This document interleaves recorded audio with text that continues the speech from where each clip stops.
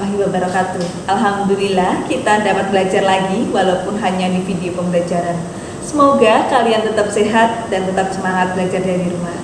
Hari ini kita akan membahas muatan pelajaran IPS KD 3.3 menganalisis posisi dan peran Indonesia dalam kerjasama di bidang ekonomi. Nah anak-anak, sebelum memulai kegiatan hari ini, marilah kita membaca basmalah. Bismillahirrahmanirrahim. Semoga kegiatan pembelajaran hari ini bermanfaat. Selamat belajar anak-anak, jangan lupa disimak video sampai akhir. Setelah kita amati gambar ini, menurutmu manakah yang merupakan barang impor dari gambar berikut? Yuk kita pelajari bersama-sama. Penggunaan teknologi atau mesin merupakan salah satu wujud kerjasama dengan negara lain. Kita mendatangkan mesin dari negara lain. Ini merupakan contoh kegiatan impor barang. Nah anak-anak, masihkah kalian mengingat apakah impor itu? Yuk kita pelajari bersama-sama. Komoditas ekspor dan impor di Indonesia. Ekspor adalah kegiatan mengirim atau menjual hasil produksi dalam negeri ke pasar luar negeri.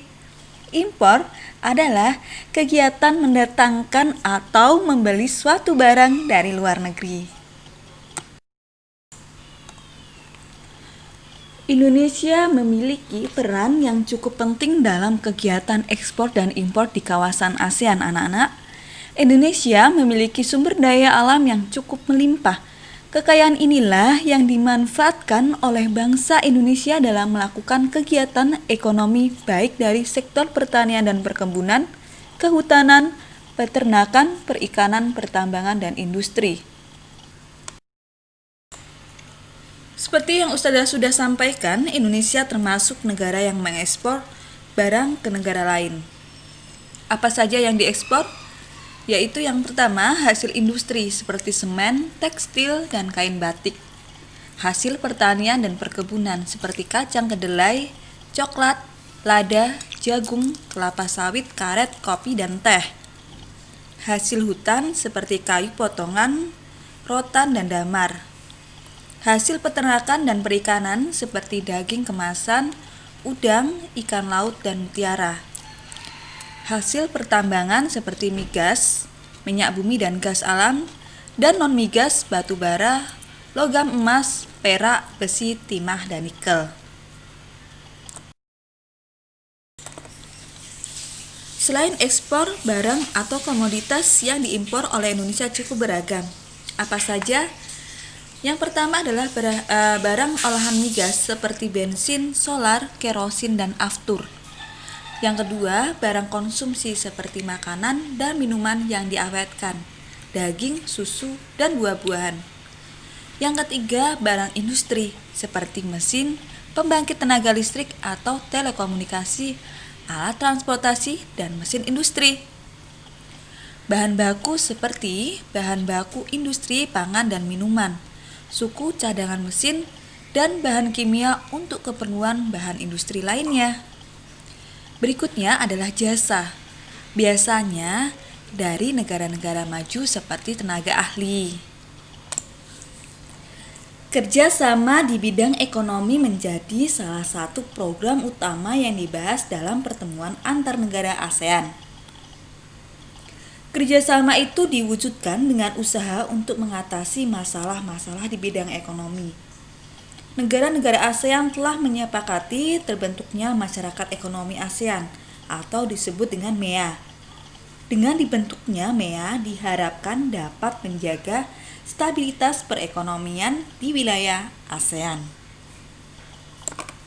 Pembentukan MEA memungkinkan arus perdagangan barang dan jasa antar negara ASEAN semakin terbuka. Tidak hanya produk barang dan jasa, kesempatan kerja bagi tenaga kerja antar negara ASEAN juga semakin terbuka. Terbukanya arus perdagangan antar negara ASEAN akan mendorong setiap negara untuk selalu meningkatkan kualitas produk barang dan jasanya.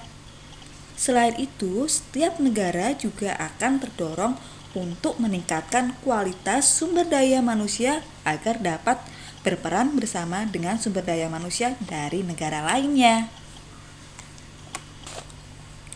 Salah satu kebijakan MEA adalah adanya pengakuan mengenai mutu pendidikan dan pengalaman yang dimiliki oleh tenaga kerja negara anggota ASEAN. Indonesia merupakan salah satu anggota ASEAN dengan jumlah penduduk yang terbanyak. Hal ini menyebabkan Indonesia memiliki calon tenaga kerja yang melimpah.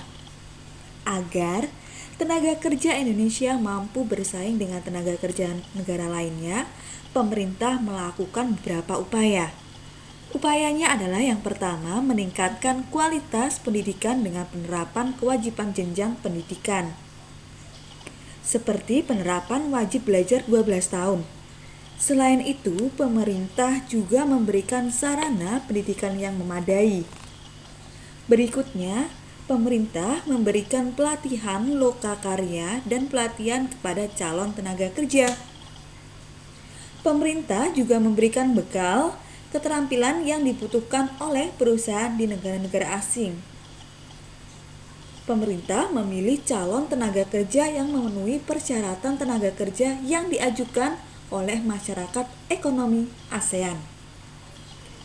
Kemudian meningkatkan jumlah tenaga kerja terampil yang memiliki daya saing dunia. Demikianlah video pembelajaran hari ini. Semoga bermanfaat anak-anak.